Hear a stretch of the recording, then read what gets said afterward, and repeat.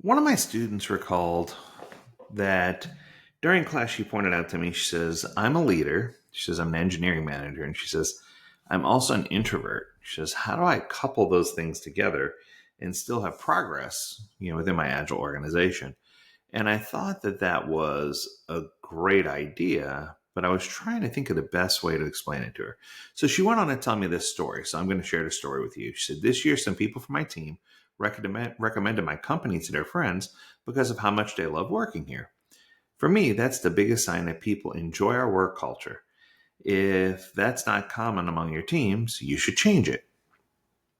Okay, so when the work culture is good for you, you can attract better talent, retain better people, and improve productivity. All those things should come naturally.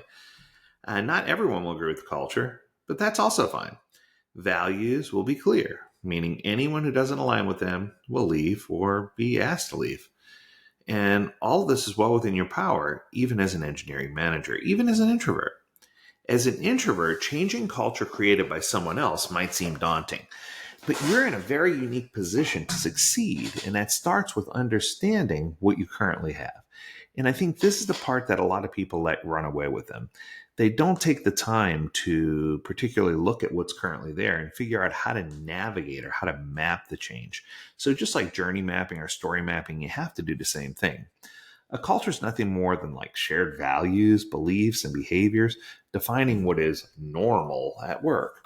Now, I don't know if you agree with this, but for me, normal shouldn't even be a word. There's no such thing as normal because everyone has a different normal. If other managers prefer asynchronous communication, for example, then it's probably your norm in a company. On the other hand, if your CEO is more explosive and excited, then loud volume communication may be normal. But when you become a manager, you get more than autonomy. You get some power with it. Your team is your own little kingdom, your own private Idaho, and you decide what culture you want to see there.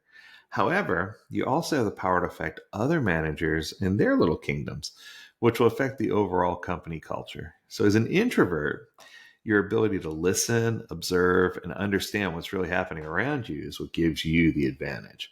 So others might overlook details like how people talk to each other, or how they behave when you're not around, or how they feel about their work, but not by you. However, because of how subjective the concept of work culture is, it's helpful to have some guidance on how to interpret the little details you see and on what to look for in the first place. So there's something called Cameron and Quinn's culture assessment. It's an assessment to help you clarify what culture you currently have and compare it with how you'd like it to be. It's really interesting. It rates every aspect of your company's culture or your team's culture by choosing between 1 and 6. And when you're done, you do it again, but think about what you want your ideal culture to be. And then you compare it to. I love this because it very much mirrors my Scrum Master and Product Owner checklist. It also mirrors the 12-step process, the Agile 12-step framework. And it shows you exactly, you do the initial assessment and you schedule future assessments. It takes you from where you are to where you want to be. It supports my concept of bridging and meeting people where they are. So convincing other managers to try new approaches is easier when you have data and success stories to back up what you're trying to do. That's why I believe changing your team cultures first is better than going straight to other leaders and telling them what they should do and how they should rule their kingdom.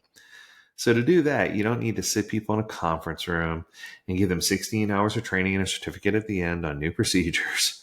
Instead, you should follow a different strategy. Don't tolerate everything.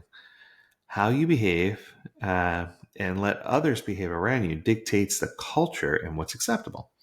This is valid with other managers and even C-level executives. So, for example, draw different boundaries. If bursting into people's office bother you, ask other managers to knock and respect your privacy. Set and enforce different standards. Maybe being punctual wasn't important before, and you want to change that. Besides, showing up on time yourself and having your team do the same, hold other managers accountable and involve superiors if needed and ask them, hey, where were you? We were counting on you being here. Ask people to do things differently. If the norm was to ask directions for permission before making, or ask directors for permission before making decisions, and you believe in more proactivity, ask them for more autonomy. Make some of those decisions. And, hey, I'm not trying to leave you out, but I wanted to make sure we had some forward action here. React to things in your own way. If yelling and getting emotional was normal when someone made a mistake, instead of yelling back, postpone meetings. Figure out a solution later when everyone calms down so you don't have to put up with all the yelling and drama, if you will.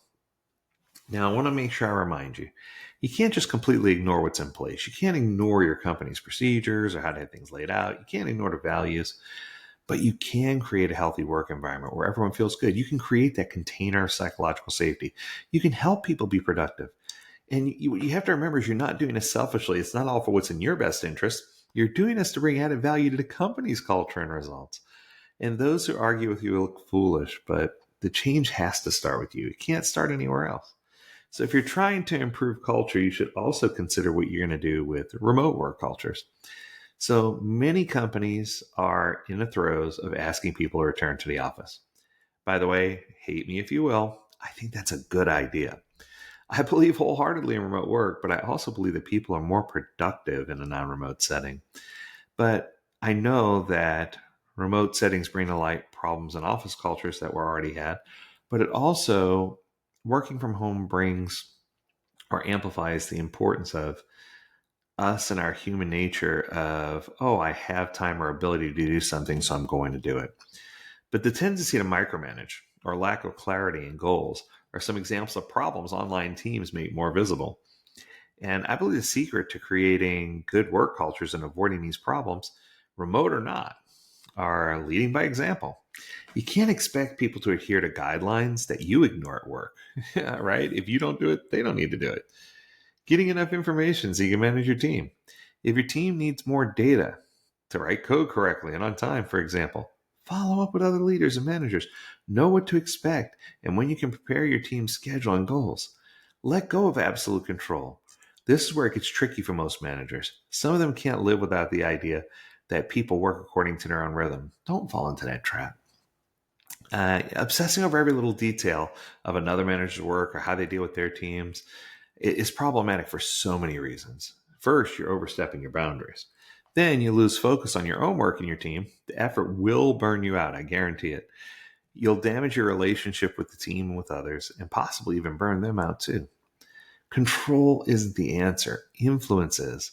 So make sure you're asking about their problems, trying to help them, following up on important tasks related to your team's work. Hold them accountable when needed, and most importantly, follow the same rules that you're asking everyone else to follow. You need to lead by example. You need to create an environment where everyone has a chance to shine and feel supported, not command and controlled. And at some point, know that you've done what you can to create a better work culture, and the rest is up to everyone else. There's not more that you can do, that you've laid it all out. As introverts, we often choose not to interfere because we don't want to be a nuisance. It's easy to stay in our corner and avoid conflict or avoid bad blood. However, as a manager, you do have to do this many times. So with time and practice, it's going to become easier. It's not something that's going to be so foreign, but there are adjustments that you need to make so that your actions and interactions can be transformed to feel more natural and not as pushed, right? So set up frequent one-on-one meetings with other managers. Create a safe space to understand their strengths and talk through challenges. Document everything. Sounds crazy, but use your skills to create clear processes for tasks dependent on other teams. Work with clear goals to minimize any misunderstanding. Monitor progress. Use meetings to check on progress. Make sure you're having daily scrums. Use previously agreed milestones as checkpoints to hold teams and systems accountable. Ask for feedback. Actively look for ways to improve your life and the life of others. And celebrate wins. Make sure you're celebrating when someone does something fantastic. I think the key to all of this, though, there's two things. One, you have to have patience with yourself, patience with the process, patience with becoming a better leader, manager, collaborator.